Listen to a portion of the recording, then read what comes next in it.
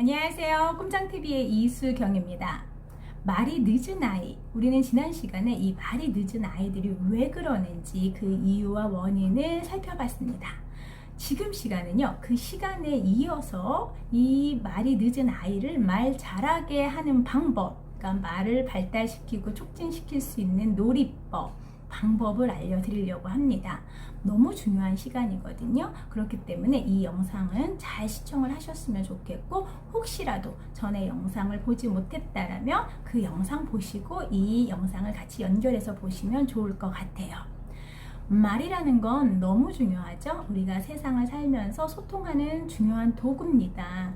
그래서 아이가 그 발달에 맞는 언어 구사가 안 되면 다른 쪽으로도 좀 나쁜 영향력을 끼친다. 그러니까 아이가 굉장히 이제 정서 발달에도 힘들고 사회성에는 굉장히 치명적인 나쁜 영향을 끼칠 수 있습니다. 그렇기 때문에 우리 부모님은 내 아이가 말을 제대로 하고 있는지, 반응하고 있는지 이 부분을 관찰하시고 잘 살피셔야 돼요. 그러면 이 언어 자극은 언제부터 해야 돼요? 이런 질문도 많이들 있으시거든요. 네, 말씀드릴게요. 태어나면서부터 하는 거예요. 언어 자극은. 그러니까 우리는 뱃속에 있을 때도 태교하잖아요. 그때 제일 많이 하는 게 뭐예요? 음악 들려주고 아이랑 태담하고, 그쵸? 이러면서 우리는 소리 자극을 계속 시켜줘요. 우리 인간이 발달하는 데 있어서 오감의 청각이 가장 먼저 발달을 하게 되거든요. 그래서 태어나면서부터 이 자극, 언어 자극은 계속 그러니까 해주시는 거다. 그러면 우리가 이제 한 4, 5개월 되면은 옹알이라는 걸 하잖아요. 그쵸? 그런데 요 옹알이를 하는 시기를 놓쳤거나 한 돌 정도가 됐는데도 옹알이를 하지 않는다. 그러면 이거는 언어적인 문제가 있는 거예요. 그러니까 우리가 돌 정도 되면은 한 단어 정도를 말하게 되거든요. 그런데 뭐 단어는커녕 옹알이조차 안 한다 그러면 전문 기관을 좀 찾아보시고 언어 치료를 슬슬 준비를 하셔야 됩니다. 그리고 이제 두 돌이 되잖아요. 24개월이 되면은 정상적으로 3개의 단어를 말할 수 있습니다. 연결해서 작은 문장 정도가 되는 거예요. 엄마 밥 줘 이런 정도요. 그쵸? 장난감 갖고 싶어 뭐 이런 식의 이러한 3개 단어를 합쳐서 표현을 할 수가 있어요.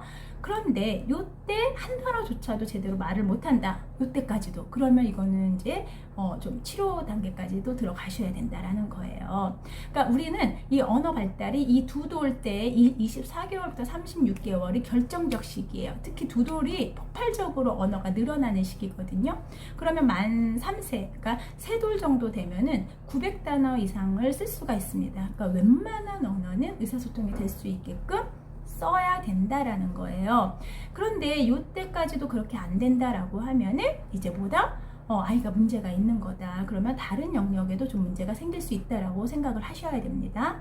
그러면 이제 우리 언어 발달 어떻게 해야 돼요? 언어 촉진 어떻게 시켜야 됩니까? 이제 오늘 지금부터 제가 말씀드릴게요.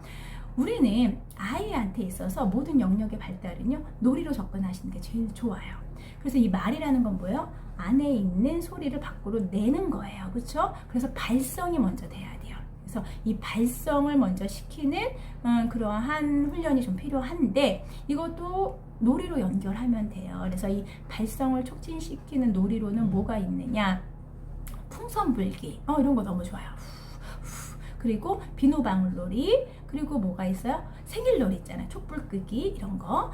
그 다음에 현에 밀기 이것도 되게 좋거든요. 그래서 메롱 이런 놀이 있잖아요. 이런 거 하면서 아이가 그러니까 입 주변에 있는 자극을 잘 할 수 있게끔, 민감하게 할 수 있게끔, 그리고 소리, 이 안에 있는 걸 밖으로 빼내는 이걸 이렇게 하게끔 계속 이제 해주시는 게 필요하다. 그래서 아까 말씀드린 것처럼 비누방울놀이라든지, 그 다음에 풍선불기라든지, 그 다음에 촛불, 그 다음에 뭐 나팔불기 이런 거 있잖아요. 이런 거, 호루라기 불기 이런 거 되게 좋아요. 그래서 이 시기에는 이런 놀이를 해줌으로써 아이 발성을 촉진시킬 수 있다. 그리고 이제 두 번째, 이제 우리가 언어는 뭐예요? 의사소통이 되는 것, 수용 언어와 표현 언어가 같이 이제 이루어져야 의사소통, 말을 필요하게 된다라는 거예요. 그래서 수용 언어가 먼저인데, 이 수용 언어는 뭐예요? 말귀를 알아듣는 게 바로 수용 언어예요. 그러면 이 수용 언어를 촉진시킬 수 있는 방법은 무엇이냐? 즉각적인 반응이에요. 즉각적인 반응을 해줌으로써 아이는 그거를 언어로 듣게 되는 거예요. 그래서 엄마가 아이는 이때는 뭐예요? 말을 할 수 있는 상황이 아니어서 아이들은 자기의 생각을, 자기를 표현하는 걸 뭘로 하죠? 눈빛, 표정, 그 다음에 뭐예요? 울음, 그 다음에 몸짓, 말, 이런 걸로 아이들은 자기를 표현합니다. 그러면 이거를 어떻게 해줘야 돼요? 말로 바꿔줘야 돼요. 그래서 우리 또리가 배가 고픈 거구나, 또리 지금 화장실 가고 싶어요, 이런 식으로 해서 자기가 말로 표현하지는 못했지만 신호를 보냈을 때 이걸 언어로 바꿔주는 거예요. 즉각적으로. 그러면 아이가 이제 그거에 대해서 계속 뭐예요? 훈련이 되는 거죠. 그리고 이때 이제 어머님들이 수다쟁이가 되시면 좋다라는 게 바로 이거. 엄마가 모델링에 대해서 이 하는 행동 여러 가지들을 다 말로써 해주는 거예요. 그러니까 그냥 그래서 엄마들이 무반응인 엄마들 있잖아요. 애가 뭘 해도 별 반응이 없고 그냥 행동으로 다 해결해주는 엄마들. 그런 엄마의 아이들은요, 언어가 늦을 수밖에 없어요. 자극을 못 받았기 때문이에요. 그리고 또 너무 과잉 반응도 굉장히 좋지 않습니다. 그러니까 너무 빨리 이제 거기에 대해서 아이의 신호에 대해서 반응을 해주시는 거예요. 그러니까 말로써 해주시는 게 아니라 해결을 해주시는 거예요. 그러면 아이는 뭐예요? 굳이 내가 말을 하지 않아도 엄마가 다 해결을 해주니까 말에 대해서 촉진이 될 수가 없습니다.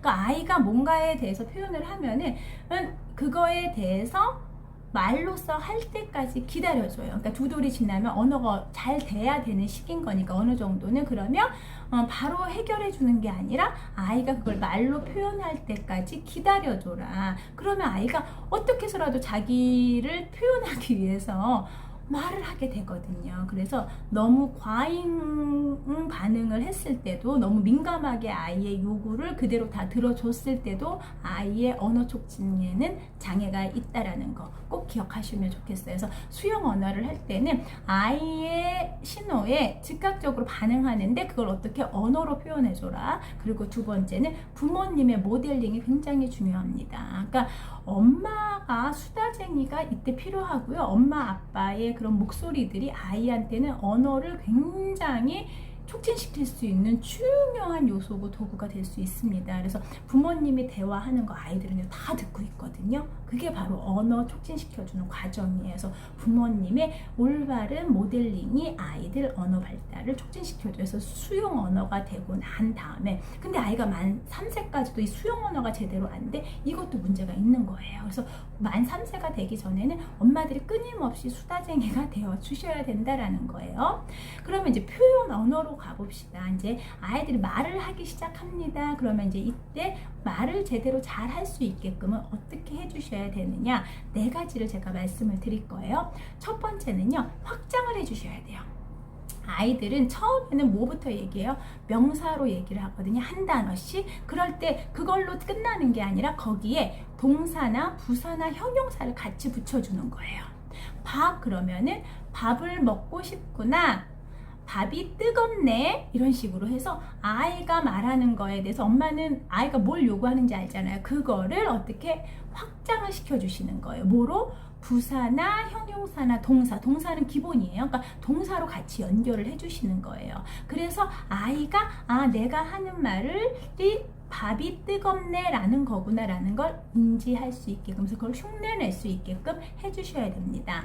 그리고 이제 두 번째는요, 교정이에요. 교정. 아이들이 말을 배우는 단계이기 때문에 잘못 발음하는 경우들도 많이 있거든요. 이럴 때 즉각 제대로 된 발음으로 교정을 해주셔야 돼요. 이걸 그냥 냅두시면은 나중에 이게 뭐예요?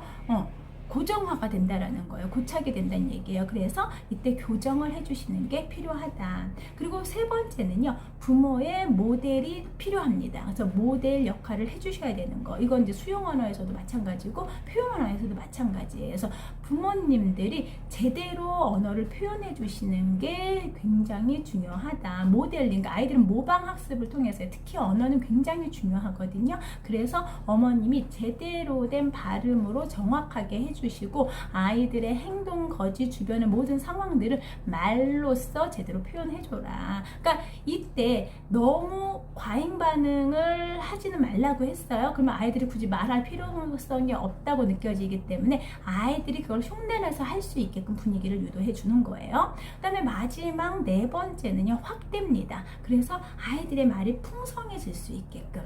그러면 이때 이제 우리가 많이 활용하는 게 뭐예요? 네, 동요, 동시, 뭐죠? 네, 동화책 너무 중요해요. 동요나 동시에는 뭐가 있어요? 의성어, 의태어 이런 것들이 되게 많고요. 특히 동요는 높낮이 이런 리듬이 있기 때문에 아이들이 언어 발달에 너무 좋은 역할을 합니다. 그리고 동시 같은 거에는 뭐예요? 의성어, 의태어 많이 들어가 있잖아요. 의성어, 의태어는요, 아이들 언어 발달에 굉장히 중요합니다. 그러니까 의태어는 뭐예요? 행동을 말로 표현한 거고, 의성어는 소리를 말로 표현한 거예요. 그래서 콜록콜록 이러면서 콜록콜록 참새가 짹짹하네. 그래서 이런 거를 그런 게 보통 쉽게 말해 동시에 많이 있잖아요. 그래서 그런 동시를 많이 들려주고 해주시는 게 좋고, 그다음에 동요는요, 아이들한테 수시로 많이 들려주고 같이 부르고 너무 좋습니다. 그래서 저 같은 경우도 아이 동요 이때 엄청 많이 불러줬거든요. 밤에 잘 때 한 50개, 100개를 막 불러준 것 같아요. 그래서 동시 동요를 활용을 해요. 그리고 마지막 동화책입니다. 그림책, 동화책. 정말 이 책은요, 우리 아이들 언어 확장시키는데 너무 중요한 역할을 합니다. 그러니까 아이는 우리가 일상에서 쓰는 단어들, 어휘는 정해져 있어요. 많이 안 써요. 그러면 새로운 단어를 만나기가 쉽지 않잖아요. 그래서 우리는 책을 통해서 우리는 새로운 어휘들을 접하게 됩니다. 그래서 이때는 글자가 중요한 게 아니라 그림을 통해서, 동화책의 그림을 통해서 아이들이 다양한 언어를 익힐 수 있게끔 해줘라. 그리고 이때 이제 다양한 사람들의 목소리도 되게 중요하거든요. 그래서 엄마의 목소리만 있는 게 아니라 아빠의 목소리, 할아버지 목소리, 이런 다양한 목소리들을 접할 수 있게끔 해주는 거, 이런 것들이 바로 아이들 언어 발달을 촉진시킬 수 있습니다. 아이들은요, 모방에서 발달이 됩니다. 그렇기 때문에 부모님이 수다생이처럼 느껴질 수는 있지만 요 시기 때가 너무 중요한 결정적 시기이기 때문에 어머님들이 얼마만큼 말을 많이 자극시켜주고 말을 표현해 주느냐에 따라서 아이들 언어 발달은 쑥쑥쑥 자란다는 걸 꼭 기억하시고 오늘부터 수다장애가 되시면 됩니다. 네, 저는 이 시간 여기서 마무리할게요. 감사합니다.